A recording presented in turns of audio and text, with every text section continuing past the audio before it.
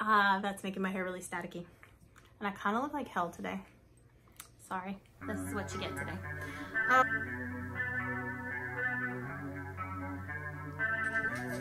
Let's talk about all my Tardis knits, my Tardis related knits, my Doctor Who themed knits. I don't know, let's talk about them.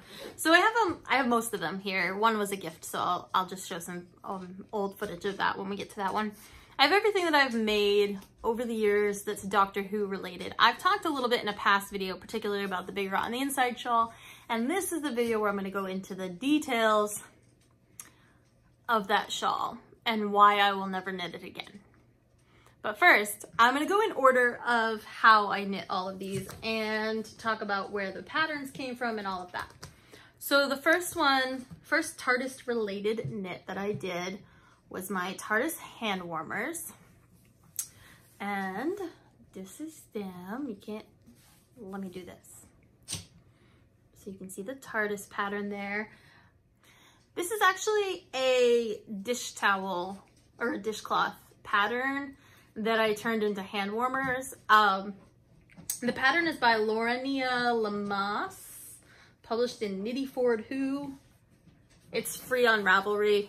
I found it forever ago, and I literally I took the dishcloth pattern and knitted in the round instead, and left a gap for thumb.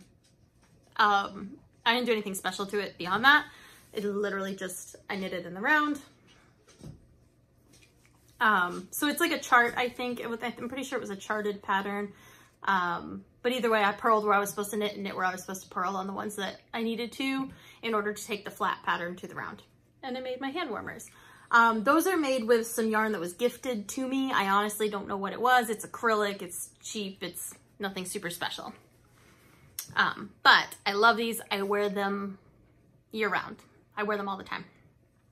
The second Tardis related knit that I did was, I did the Wingspan shawl by Kyle Vey, and I did that in the Exploding Tardis yarn from Crystal Skye's hand-dyed yarns over on Etsy. The Wingspan shawl was a gift for my cousin, and she chose the yarn, and I loved it. It was a gorgeous yarn to work with. You're not making this easy, puppy. I have a whole video, I think, about that particular shawl that I made. I will be knitting that one again. I actually have yarn chosen for another Wingspan shawl for a different friend of mine. It's a beautiful, and eventually I need to probably knit a Wingspan shawl for myself because it really is a gorgeous pattern. It is the most detailed and easy to follow pattern I've ever knit in my life. That was my turtle jumping into the water off of her floaty. It was the easiest pattern I've ever knit in my life. Not easiest pattern. It was the most comprehensive and complete pattern I've ever knit in my life. It's a very difficult pattern, actually. It's quite complex. But it is line for line written out for you and charted. And she gives you kind of an intuitive how-to on your own. It's a gorgeous pattern. They give you a kind of intuitive so that you could do it on your own if you are that kind of knitter. I am not. I am a line by line, cross it out as I go kind of knitter. I color coded it. I did all kinds of things to that one. Like I said, I have a whole video about that one. So that was my second Tardis related knit, or Doctor Who related knit. My third one was my Tardis socks, my police box socks, which are the Tardis socks by Caladri B.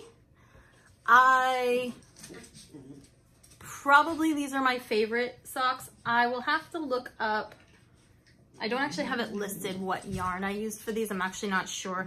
I know I ordered it on Etsy, and I know I ordered it from a designer or a dyer in London, because that was not intentional, but it was the yarn I could find that was the closest to the blue that I wanted.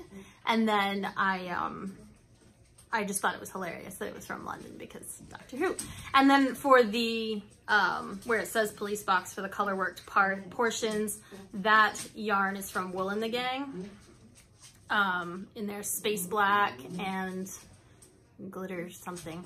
I'll link it I cannot remember. But that was left over from a different project.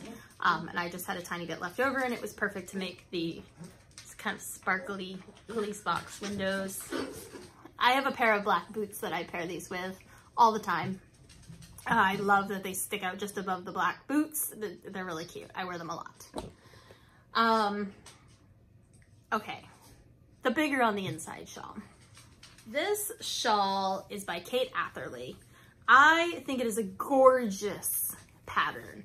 I absolutely have nothing bad to say about the pattern itself in that regard. It is beautiful.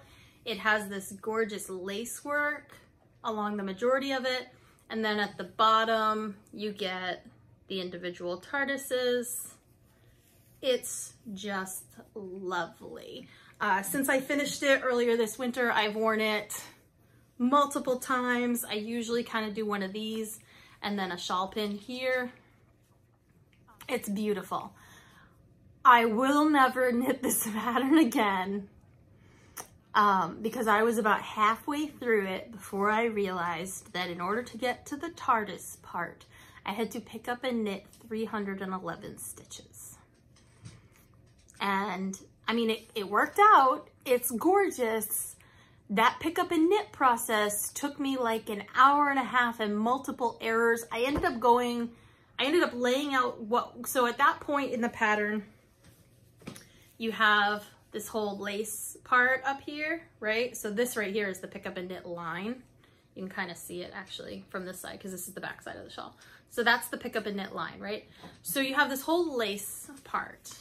And what I ended up doing was I ended up laying that out on the floor as flat as I could, taking a tape measure along the length of it, then using stitch markers, like the safety pin style stitch markers, to mark the halfway point and then the 2 quarter points, so that I had like 4 even sections, and then beyond that, and then beyond that. And then I did the math, which doesn't work out evenly because 311. I did the math to break up approximately how many stitches I needed per section between the stitch markers in order to pick up and knit, because pick up and knit is not my favorite thing. In the years that I've been knitting, I've avoided it as much as possible. I mean, there's a few things, you know, when you're doing a sweater, you have to pick up and knit a few stitches under the arm there, but I have not done it a lot, largely because I hate it. And so I really had to kind of break it down in order to make sure that I didn't accidentally have 311 stitches already and I was only 3/4 of the way through the pattern or something, 3/4 of the way along the shawl or something, which I absolutely believe would have happened. I probably overthought it. I'm sure I overthought it. I'm sure there are other people who have knit this pattern without issue. I am not those people. I did not love it. I absolutely love how it came out. I'm very glad to own it. Like I said, I think she did a great job with this pattern. It's free online. Like, you can get it off of her blog. It's fantastic. I'll link it, but I'll never make it again. I'll never make it again. That's all there is to it. I just did not love working in this pattern. I don't love the pick up and knit. This is why I love cardigans. I wear them all the time. I have yet to knit myself a cardigan because you so often have to pick up and knit the button line. The button band, and I really just don't like pick up and knit. I always feel like I'm missing one and ending up with a scrunch point, or I'm just not counting right, or I don't know. I struggle with it. It's not fun. So that is my bigger on the inside shawl.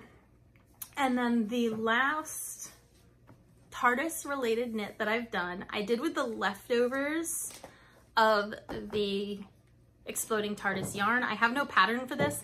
I started out using like a basic kind of Crescent Shawl pattern, but I didn't do it quite as you're supposed to intentionally, so I got this like curly thing. So I didn't, I got this like curly Q thing going on at the edges, which I love.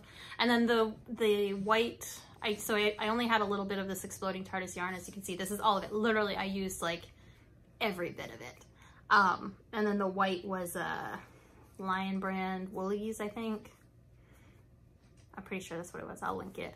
I have it all in my notes, but of course I didn't think to get my notes out because I didn't even think to do my hair. But yeah, so this is my exploding Tardis shawl, which is just fun, and it's super warm. It's been great because we had a particularly cold February here in Maine, so this has been a great one to have. I finished it at the beginning of the month, so it's been great to wear through February. So those are all of my Tardis related knits. There's more to come. I definitely want to do the Tardis and Dalek dog sweaters. I think my dachshunds really need those by next winter. I've been planning to do them for a really long time and just haven't gotten around to it. And then I have yarn chosen, but I haven't determined exactly what I want the hat to look like to do my own Tardis pattern for a hat. So those are coming one day in the future. But for now, these are my Tardis knits. Hope you enjoyed.